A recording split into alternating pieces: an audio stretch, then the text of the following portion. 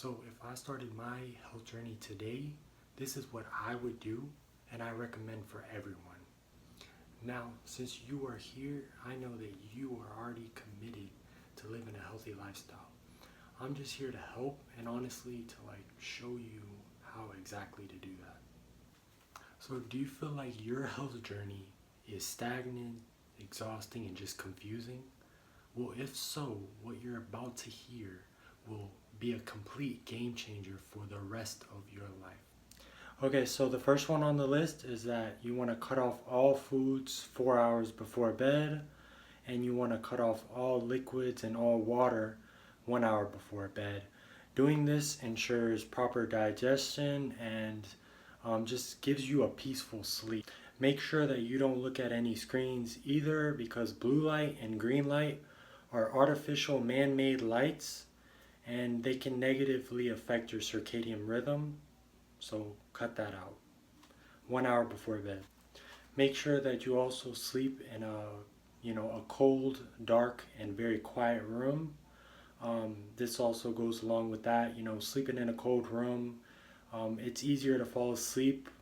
Through studies show whether when it's really hot, it's really hard to fall asleep. Sleeping in a dark room, that just helps produce melatonin. And in a silent room, of course, that one's pretty self-explanatory. It's very peaceful. So this is one of the most important ones.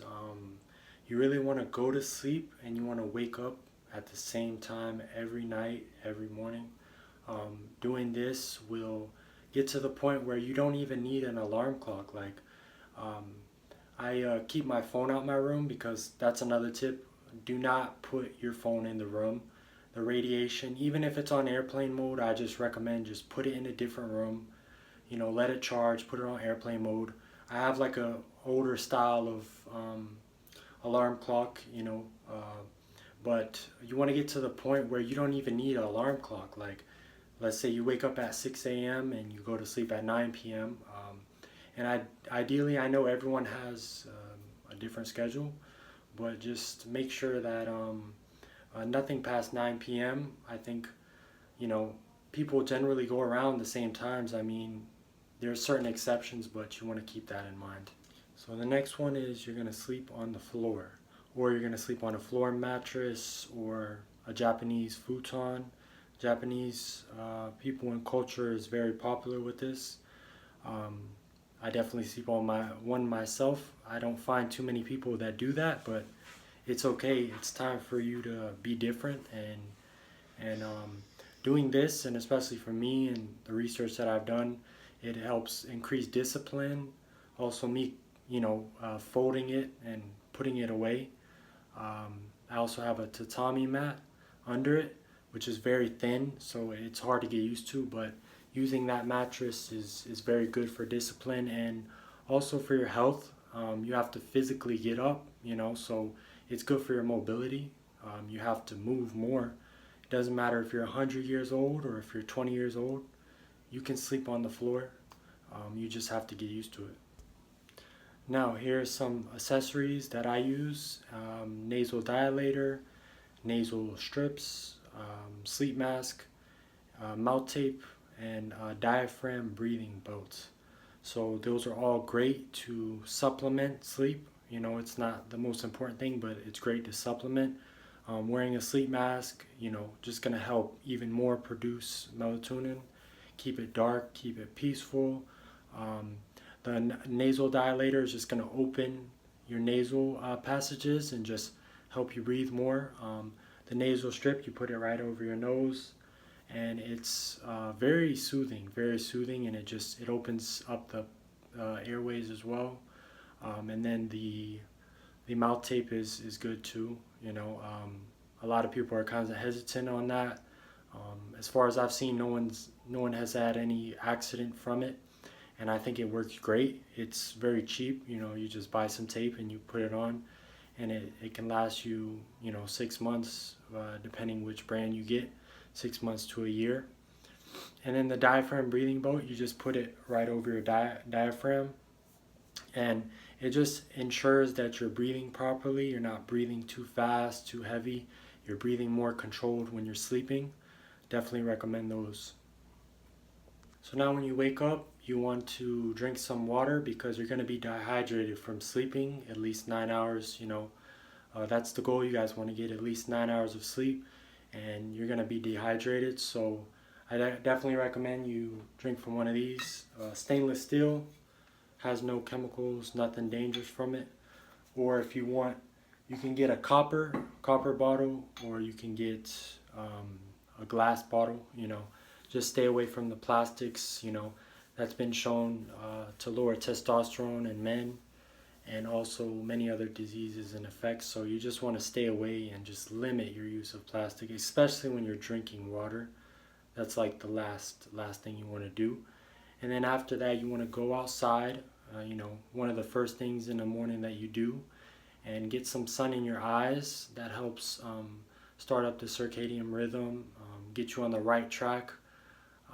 And then also, you want to get up as early as possible. So ideally sunrise or first light, what they call, which is red light. And it's something very good for your hair, your skin, your eyes. You can go to the beach if, where you live might not have the best sunrise. Of course, maybe you might not be able to do that every day, but it's definitely something you want to shoot for. So next, early in the AM, you want to do your dynamic stretching routine. There's a lot of different dynamic stretches you can do. I like to do this ideally in this order, ladies and gentlemen. So please try to follow this order as much as you can. And doing this dynamic stretching routine is just great. It's really great for your flexibility, mobility, and it gets you started in the day. It wakes you up, including obviously the sun and the water.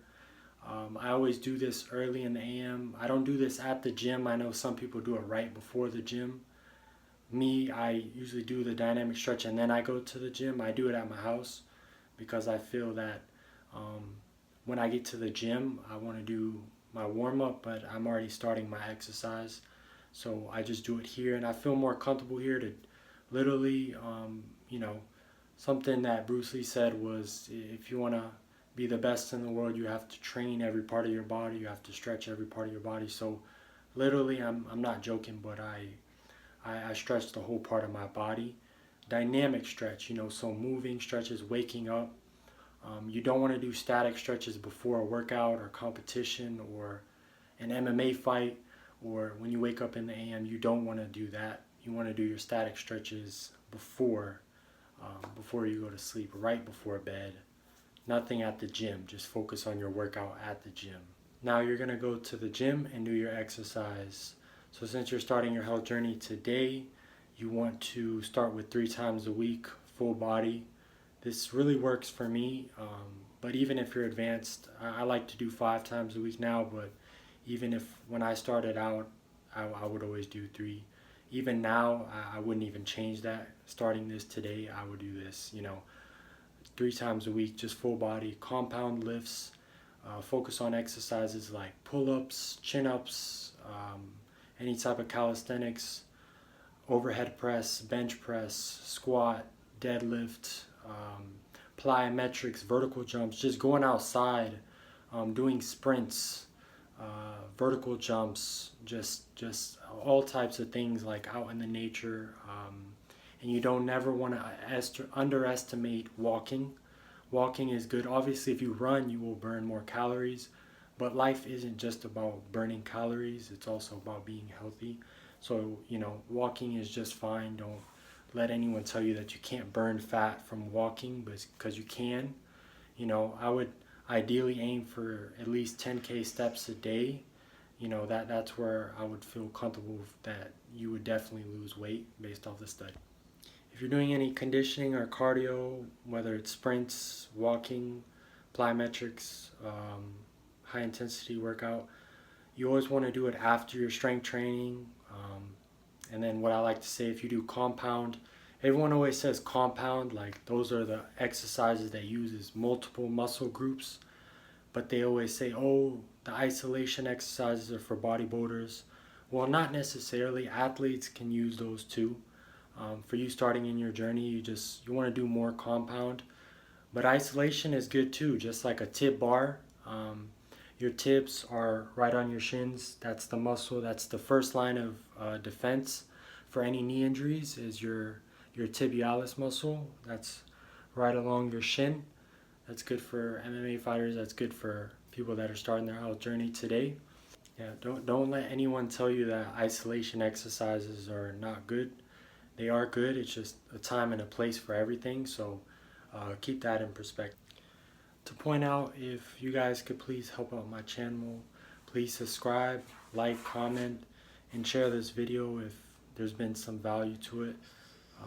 I pray that this helps. I really believe that this will help a lot of people. That's why I have to give this information out. So if you guys could please support, I would appreciate that. And keep in mind with your workouts, you want to keep it, even if you're doing 3 times a week, you want to keep it anywhere from 60 to 90 minutes. Ideally, this has worked best for me, and you don't want to go past 90 minutes. It can negatively affect your stress levels and raise cortisol. So you definitely want to be careful with that. Too much of anything is bad. Nutrition is something that's going to be extremely important. A lot of people are going to say that, oh, nutrition is more important and your diet is more important than exercise or sleep or this or that. And the approach that I take is that too much of anything is bad, and you want to balance out everything, and you want to see that your diet should be healthy all the time. I don't believe in any cheat days, but for me, balance is just eating healthy. But it's rewiring and reprogramming your mind to eat healthy all the time, and see it as but it's not like viewing it as, oh, this is the only thing that you should do, and not exercise, not walk, not go to sleep early. Like, no, you should definitely eat healthy, but you should do all the other things in this video as well. And the reason you should eat healthy, and the way that I see eating healthy is you're eating a whole foods diet. So you're eating foods like fruits, vegetables, nuts, seeds. You're eating good healthy bread with minimal ingredients, pasta, rice, potatoes, and you're eating meat, you're eating fish, you're eating eggs. And I can't emphasize this enough, but eating organic can single-handedly be the most important thing. When you're eating whole foods, like, that just makes a drastic difference in my health, and I know for sure it will make like, people always say, oh, this diet works for you, but it doesn't work for me. Well, organic is one of those things where it works for everyone. So if you can go to a farmer's market, or if you can go to an actual farm and just go buy it from yourself and see, how are these animals, how are these fruits and vegetables being raised? Are they raised on a pasture? Are they raised without any antibiotics, any hormones?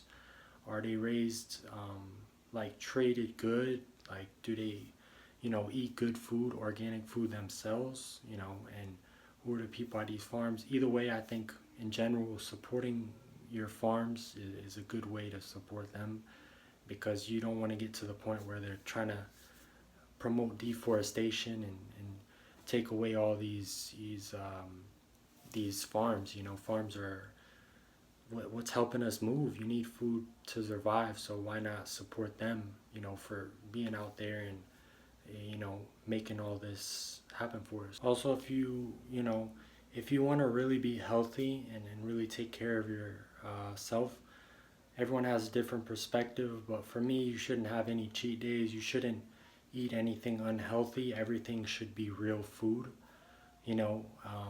but we've gotten to the point in society where people like junk food, people like fake food products. They're not real food. So understand that, before you spend all that money and do all this, just look at the basic things of exercise, sleep, nutrition, and just not stressing. Look at it from a deep standpoint. What I always like to do is, regardless of how busy I am, I always want to go in the nature, go in the forest, and just go for a walk. Whether you see it as exercise or just detoxing, letting go of all that stress, you always want to find something, whether you go to a park or your neighborhood, just go outside, go to the beach, and also walking barefoot on the grass, on the dirt, on the sand, touching the branches, touching the trees and on the sand and everything. You want to get your feet on the surface of the earth. You know, grounding and earthing has been shown in many studies to help with inflammation, help with longevity, and just give you a sense of peace. You know, less stressed, and you feel better. And also, a lot of people don't mention this about walking barefoot, but your feet actually get stronger because there's muscles in your feet, and you actually have more flexibility and mobility.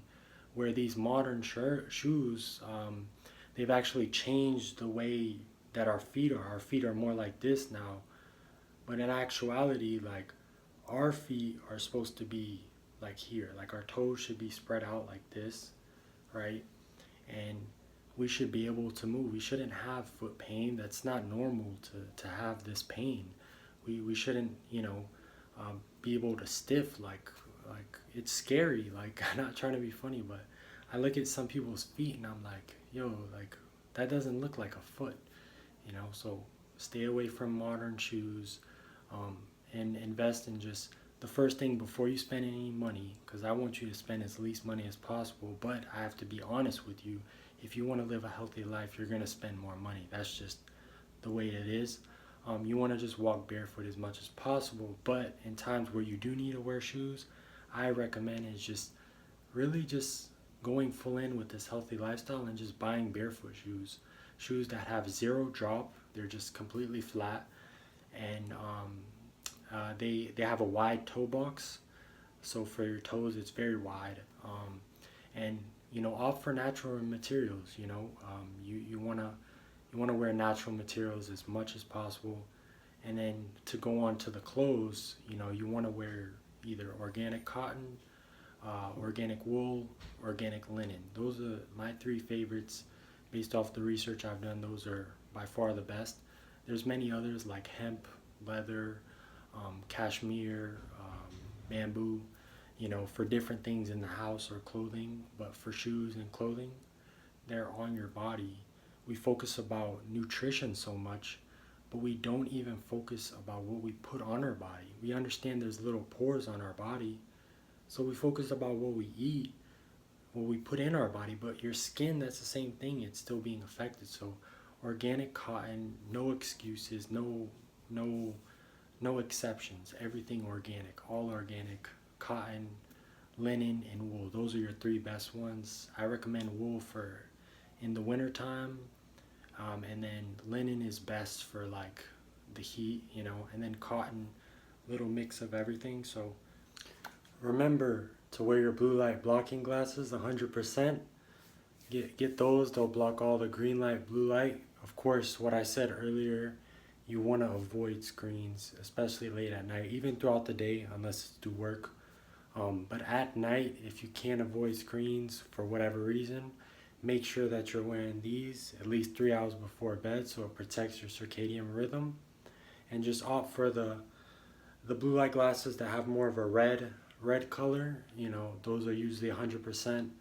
The more amber, orange type colors might be 50%, so just be aware of that. For bed, you want to stretch, do static stretching in specific, and those are basically any stretches that you're holding the stretch.